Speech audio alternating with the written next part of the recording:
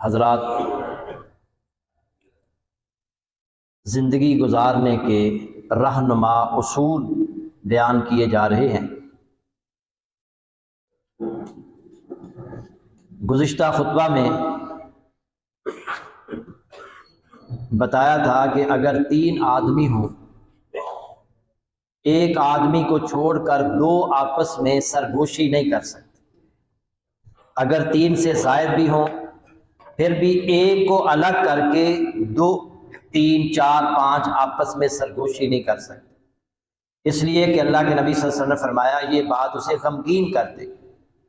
وہ سوچے گا کہ پتہ نہیں میرے خلاف کوئی گفتگو کر رہے ہیں، یا اس کے ذہن میں یہ بات آ سکتی ہے کہ مجھے اس قابل نہیں سمجھا کہ مشورے میں مجھے شریک کر لے۔ اسی طرح اگر 2 آدمی پہلے سے گفتگو کر رہے ہوں، کوئی تیسرا آدمی بغیر اجازت کے ان کے قریب نہیں آ سکتا، نہ ان کے قریب آئے، نہ آ کر بیٹھے، نہ کھڑا ہو، بلکہ پہلے اجازت لے کہ کیا میں آگے آ سکتا ہوں، کیا آپ کی گفتگو میں شریک ہو سکتا ہوں۔ اور کسی کی گفتگو چوری چھپے سننا یہ اتنا بڑا جرم ہے کہ اللہ کے نبی صلی اللہ علیہ وسلم نے فرمایا قیامت والے دن اس شخص کے کانوں میں سیسا ڈالا جائے گا جو لوگوں کی چوری چھپے باتیں سنتا ہے۔ اسی طرح یہ بات بھی آپ کے سامنے رکھی تھی کہ اگر کوئی شخص، کوئی دوست آپ کے سامنے کوئی راز کی بات کرتا ہے تو اس راز کو راز رکھنا ہے، اپنے سینے میں دفن کر لینا ہے، آگے بیان نہیں کرنا۔ اگر آپ اس کی بات کو آگے پہنچا دیتے ہیں جبکہ اس نے منع کیا تھا، روکا تھا، تو آپ نے خیانت کا ارتکاب کیا۔ سیدنا جابر رضی اللہ تعالی عنہ بیان کرتے ہیں کہ رسول اللہ صلی اللہ علیہ وسلم نے فرمایا اذا حدث الرجل بالحدیث ثم التفت، جب کوئی کسی سے بات کر رہا ہو اور بات کرتے ہوئے ادھر ادھر دیکھتا ہو کہ کوئی سن تو نہیں رہا، فہی امانۃ، تو یہ بات امانت ہے۔ 2 بندے گفتگو کر رہے ہیں، 2 دوست آپس میں گفتگو کر رہے ہیں، ایک جو گفتگو کر رہا ہے وہ ادھر ادھر دیکھ رہا ہے کہ کوئی میری بات سن تو نہیں رہا، یہ بات بھی امانت ہے، وہ کہے یا نہ کہے، اس کی بات کو بھی راز رکھنا ہے، آگے بیان نہیں کرنا۔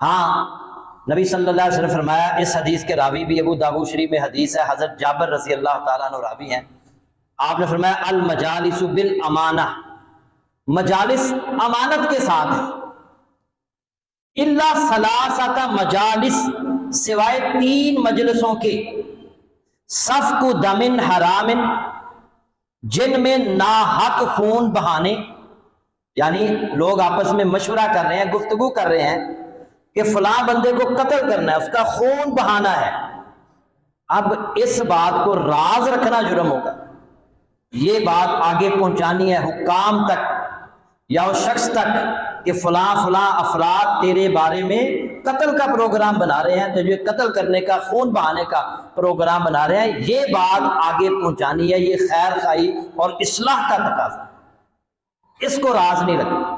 اور دوسرا فرمایا او فرج حرام، یا ناحق فحش کاری، کسی کے بارے میں مشورہ کیا جا رہا ہے کہ فلاں عورت کی آبرو ریزی کرنی ہے، اس کے ساتھ بدکاری کرنی ہے، اس بات کو بھی چھپانا پھر جرم ہوگا، یہ بات بھی حکام تک پہنچانی ہے۔ اور تیسری بات آپ نے فرمایا اوقتطاع مال بغیر حق، ناحق مال مارنے کی بات ہو رہی ہو، ناجائز طور پر مال لینے کی بات ہو رہی ہو، یعنی لوگ آپس میں مشورہ کر رہے ہیں، کسی نے سن لیا چوری کرنے کا، ڈکیتی کرنے کا، ڈاکہ زنی کا پروگرام بنا رہے ہیں، اب اس بات کو بھی راز، یہ بندہ کہے کہ راز رکھنا چاہیے بات کو، نہیں، کیونکہ وہ چوری کریں گے، کسی کا نقصان کریں گے، آج ایک گھر چوری کریں گے، کل کسی اور کے گھر میں چوری کریں گے، تو اس بات کو بھی چھپانا جائز نہیں ہے، یہ حکام تک بات پہنچانا۔ اس کے علاوہ ہر بات کو، راز کی بات اگر کوئی آپ کے ساتھ کرتا ہے تو اس بات کو چھپانا چاہیے، اور اگر آپ اس کو نہیں چھپاتے تو یہ خیانت ہے۔ اور خیانت منافق کی نشانی۔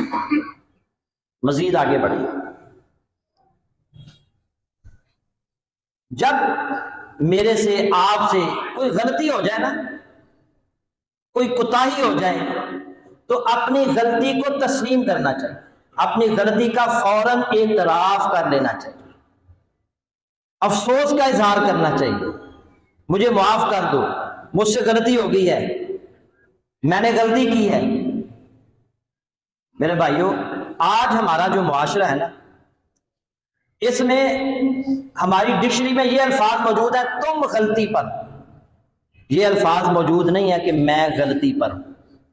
4 الفاظ ہیں، میں غلطی پر ہوں، لیکن بمشکل 4 بندے بھی نہیں ملیں گے جو یہ کہنے والے ہوں کہ میں غلطی پر، میں اپنی غلطی تسلیم کرتا، مجھے افسوس ہے۔ ہمارا مزاج یہ بن چکا ہے کہ تو غلطی پر ہے، تم غلطی پر ہو۔ یہ اسلامی معاشرے کا مزاج نہیں ہے۔ اسلامی معاشرے کا مزاج یہ ہے کہ اگر غلطی کمی کوتاہی ہو جائے تو اس غلطی اور کمی کوتاہی کو تسلیم کر کے معاملے کو فوراً ختم کر دیا جائے۔ اگر غلطی تسلیم نہیں کی جائے گی، معاملہ بڑھ جائے گا اور آگے تک بات تھانے کچہری اور پتہ نہیں کئی مہینے لگ جاتے ہیں، کئی سال لگ جاتے ہیں، بات چھوٹی سی ہوتی ہے۔ میں کہا کرتا ہوں کہ ہم چھوٹا نقصان برداشت نہیں کرتے، پھر ہمیں بڑا نقصان برداشت کرنا پڑتا ہے۔ تو بھائیو، چھوٹا نقصان برداشت کر لیں، غلطی مان لیں، تسلیم کر لیں، معاملہ ختم ہو جائے گا۔ لیکن آپ غلطی نہیں مانیں گے، معاملہ بڑھتا چلا جائے گا، بڑھتا چلا جائے گا، اور پھر کئی ایسے واقعات ہیں، 50 قتل ہو گئے ہمارے علاقے کے اندر، پھر جا کر صلح ہوئی، معاملہ چھوٹا سا تھا۔ تو کیا شروع میں ہی اس کو معاملے کو حل کر لیا جاتا تو 50 افراد قتل تو نہ ہوتے؟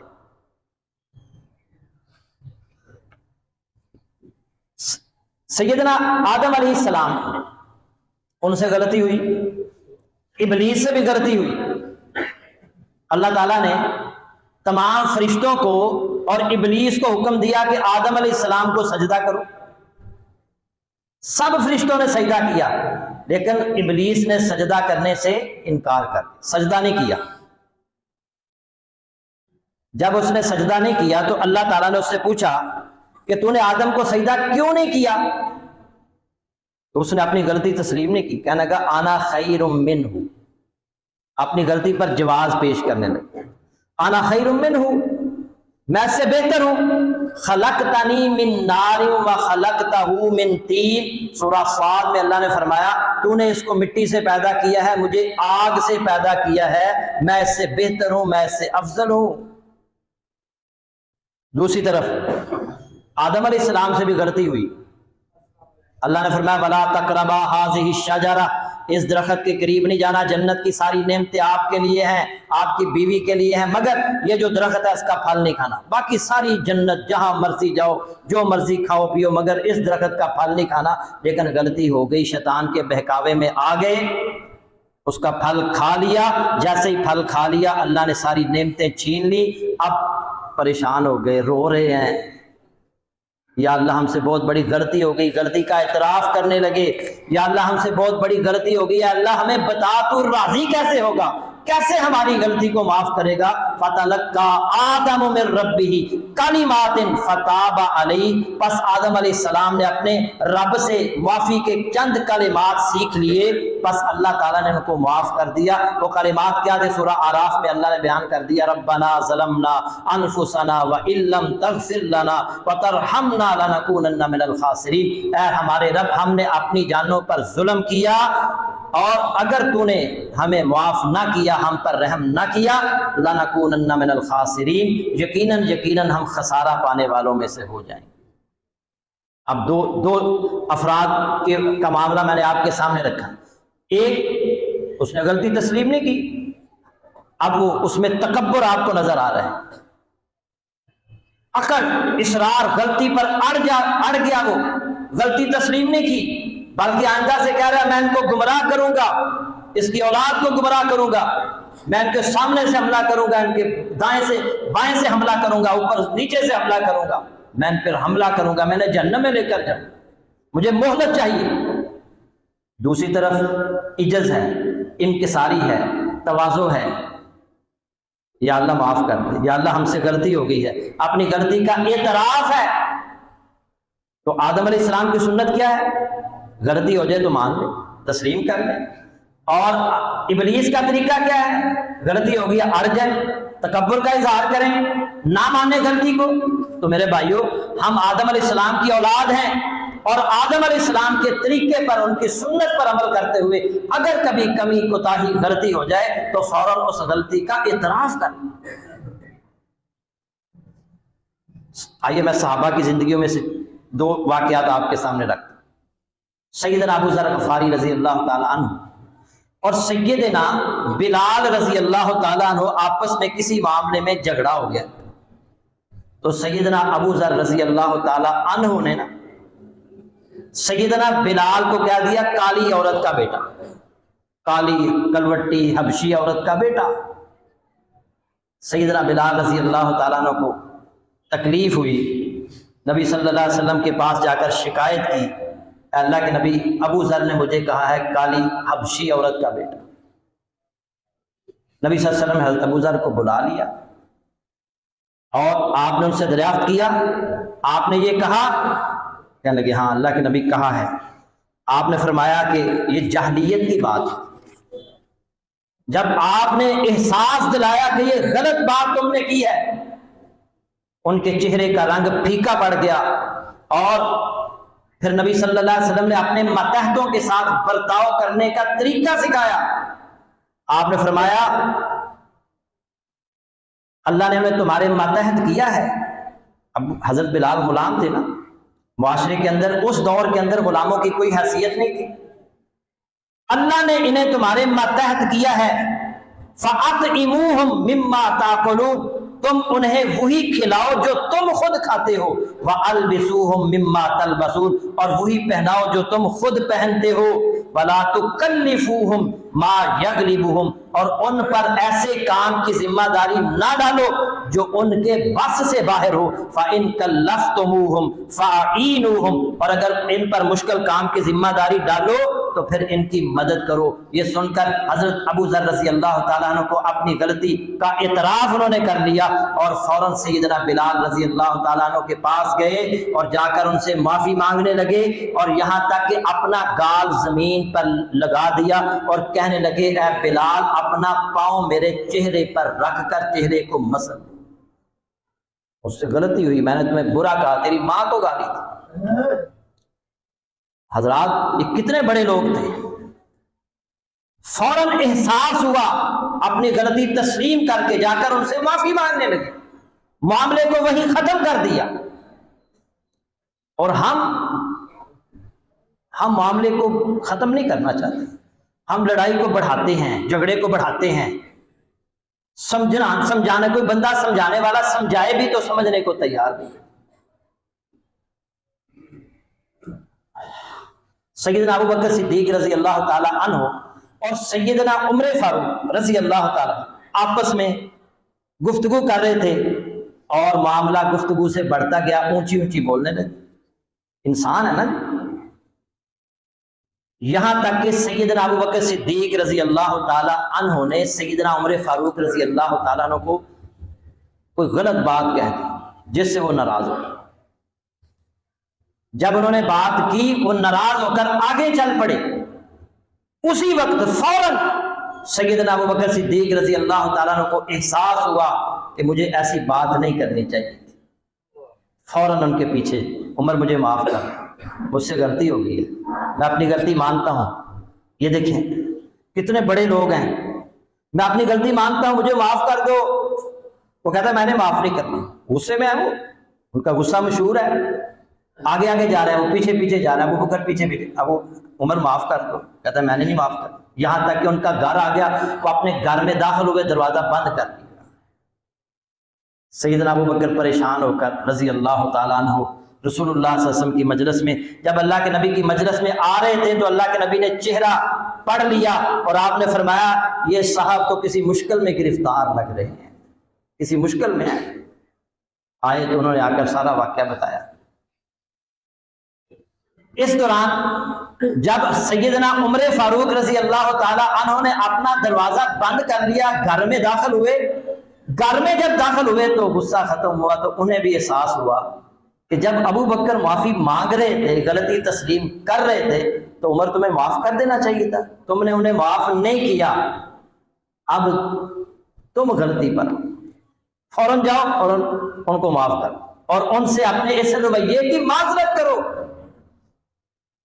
گھر سے نکلتے ہیں، اب انہیں پتا ہے کہ ابو بکر کہاں جا سکتے ہیں، اللہ کے نبی صلی اللہ علیہ وسلم کی مجلس میں پہنچتے ہیں، نبی صلی اللہ علیہ وسلم کے پاس جا کر سیدنا حضرت عمر فاروق رضی اللہ تعالیٰ عنہ بھی ساری بات بتاتے ہیں اور معافی مانگتے ہیں کہ میں نے بے رخی کی، جب وہ معافی مانگ رہے تھے تو مجھے معاف کر دینا چاہیے تھا۔ اللہ کے نبی صلی اللہ علیہ وسلم کے چہرے میں غصے کے آثار صحابہ نے دیکھے، آپ غصے میں آ گئے ہیں، اور حضرت ابو بکر صدیق کہتے ہیں اللہ کے نبی میری غلطی ہے، میں جو ہے نا آپ غصے میں نہ آئے، میری غلطی تھی، میں نے اس کو سخت الفاظ کہہ دیے تھے۔ اللہ کے نبی صلی اللہ علیہ وسلم صحابہ کی طرف مخاطب ہو کر سیدنا ابو بکر صدیق کی شان بیان کرتے ہیں اور آپ فرماتے ہیں ان اللہ بعثنی الیکم فقلتم کذبت، مجھے اللہ نے تمہاری طرف رسول بنا کر بھیجا اور تم نے مجھے جھٹلایا تھا، وقال ابو بکر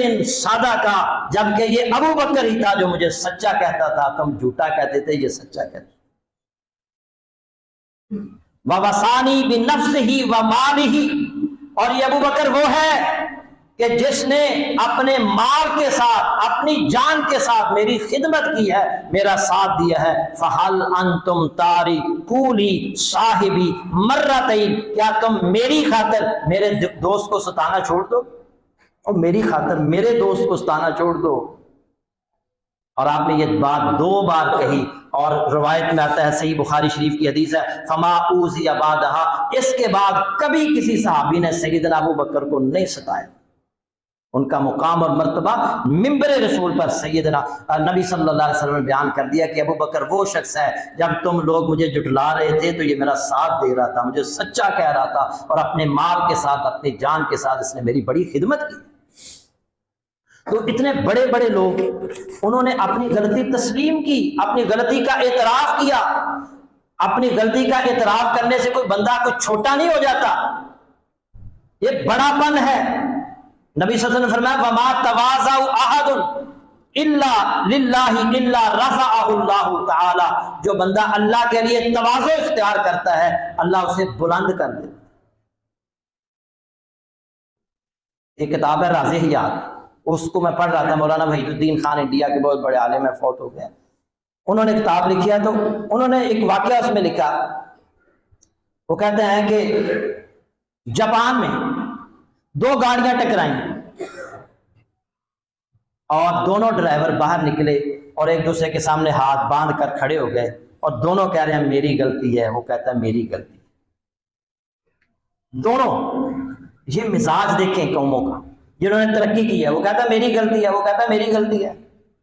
ہمارے یہاں اگر 2 گاڑیاں ٹکرائیں، نقصان نہیں ہوا، تو دونوں باہر نکل کر کیا کہیں، اور تیری غلطی ہے، وہ کہتا ہے تیری غلطی۔ یہ مزاج دیکھیں، ہم کہیں گے تیری، دونوں ساتھی کہیں گے تیری غلطی ہے، وہ کہے گا تیری غلطی ہے، اور ان کا مزاج کیا ہے، وہ کہہ رہے ہیں میری غلطی ہے، دونوں کہہ رہے ہیں میری غلطی ہے۔ اسی کو کہتے ہیں تعمیری مزاج، اور یہی تعمیری مزاج جس قوم کے اندر پیدا ہو جائے، وہ قوم آگے بڑھتی ہے، ترقی کرتی ہے۔ اور ہم 2 گاڑیاں ٹکرا جاتی ہیں، نقصان سے بندہ بچ جاتا ہے، ٹکراتے ٹکراتے رہ جاتی ہیں، نقصان نہیں ہوتا، مگر بعد میں لڑائی سے پھر نقصان ہوتا ہے، سر پھٹ جاتے ہیں، لڑائی تھانے کی چاری تک چلی جاتی ہے۔ تو بہتر نہیں ہے کہ وہاں غلطی مان لی جائے، تسلیم کر لیا جائے اور معاملے کو وہیں دفن کر دیا جائے۔ میرے بھائیوں، غلطی کا اعتراف کرنا سیکھیں، غلطی ہو جائے تو فوراً کہیں معاف کر دو یار، میری غلطی ہے، یہ الفاظ ذہن میں بٹھا لیں کہ مجھے معاف کر دو، میری غلطی ہے، میں اپنی غلطی مانتا ہوں، میرا دل صاف ہے۔ تو جب یہ آپ کے مزاج بن جائے گا تو ہمارے معاشرے کے اندر ہمارا معاشرہ بہتر ہوتا چلا جائے۔ مزید ٹائم ہو گیا ہے، اگلے جمعے میں یہ بتایا جائے گا کہ اگر کوئی آپ کے ساتھ برا کرتا ہے نا تو اس کے ساتھ برا نہ کریں، اس کے ساتھ اچھائی والا معاملہ کریں، برائی کے جواب میں اچھائی سے پیش آئیں، اپنا مزاج ایسا بنائیں تاکہ ہم ایسے معاشرے کو ڈیولپ کریں، ایسا معاشرہ ہم بنائیں کہ جہاں پر ایک دوسرے کے لوگ خیر خواہ ہوں، ایک دوسرے کی ہمدردی کرنے والے، ایک دوسرے کے ساتھ تعاون کرنے والے ہوں، اپنی غلطیوں کا اعتراف کرنے والے ہوں، ایک دوسرے کے رازوں کی حفاظت کرنے والے۔ اللہ کے نبی صلی اللہ علیہ وسلم نے رازوں کی حفاظت کرنا سکھایا، اور یہ بڑا ضروری ہے۔ دیکھیں نا، اگر کوئی بندہ کسی بڑے عہدے پر چلا جاتا ہے، وزیر اعظم بن جاتا ہے، صدر بن جاتا ہے، چیف آف آرمی اسٹاف بن جاتا ہے، تو اس کے پاس پاکستان کے بڑے بڑے راز اس کے پاس ہوں، اور اگر اس کا وہ پیٹ کا ہلکا ہوا تو وہ راز لوگوں کے سامنے شیئر کر دے گا، دشمن تک وہ راز پہنچ جائیں گے، اور پاکستان کے لیے، ملک کے لیے وہ کتنا نقصان دہ ہو۔ تو اللہ کے نبی صلی اللہ علیہ وسلم نے یہ ہماری تربیت کی ہے، اور یہ بتایا ہے کہ راز کو جو ہے نا وہ آگے بیان کرنے والا خیانت کا مرتکب ہوتا ہے۔ اللہ تعالیٰ یہ جو اصول بیان کیے جا رہے ہیں ان پر ہمیں عمل کی توفیق عطا فرمائے۔ وآخر دعوانا الحمد للہ رب العالمین۔